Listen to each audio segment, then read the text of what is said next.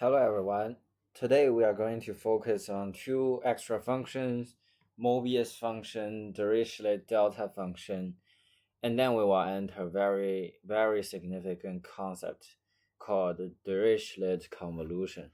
When we are proving using multiplicative or proving multiplicative in arithmetic function, we sometimes will use it.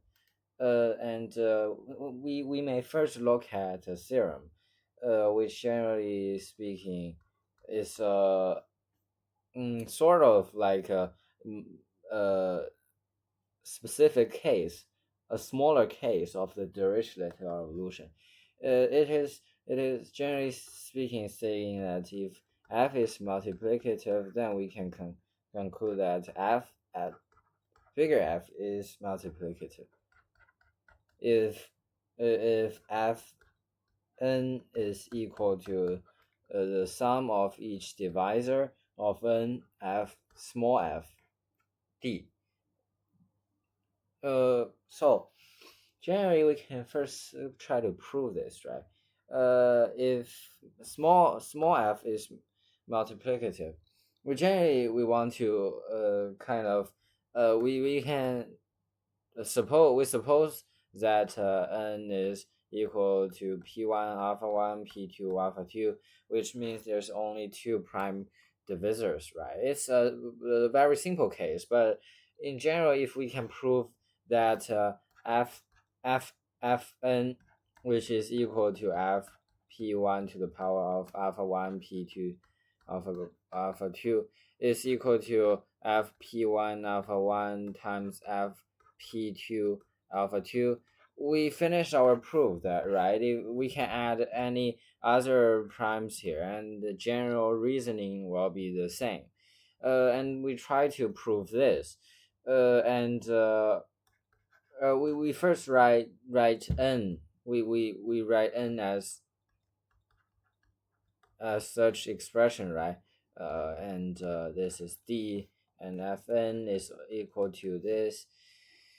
We want to differentiate which the d comes from two sources. First is p1, the second is p2. We can sort of like differentiate them. I mean, it's d should always be equal to p1 beta 1 p2 beta 2, and beta 1 and beta 2 are smaller than alpha 1 alpha 2, and in this case we try to separate smaller f, and because we know that smaller f is multiplicative, right?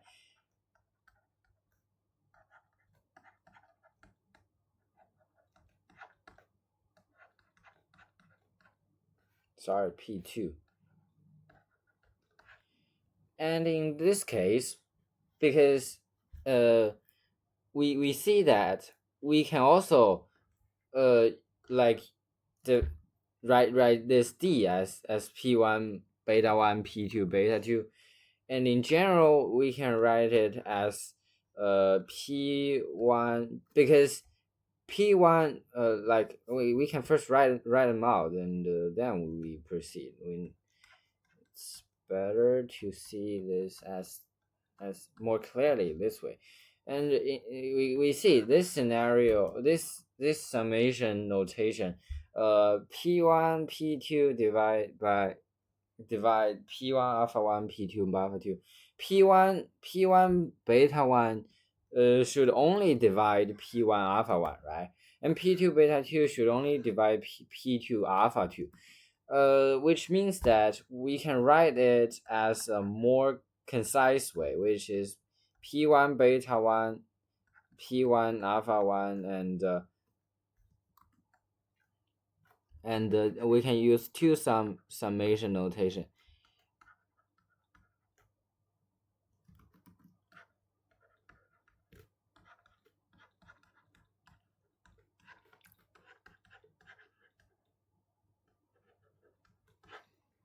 Yeah, here's the thing, we can expand this, because in when we consider p1, this is a constant, right? P2 is fixed. P2 beta 2 is fixed.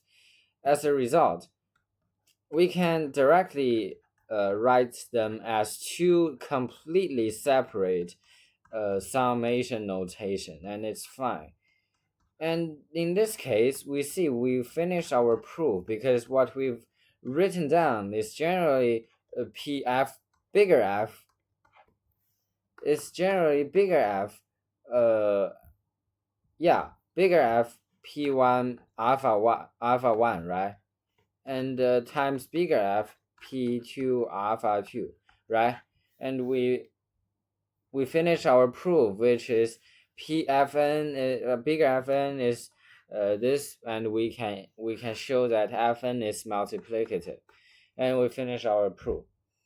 What we want to see is that in this case, we typically touch on the essence of the direchlet convolution, which is we kind of in the summation notation we try to split the divisors into two parts.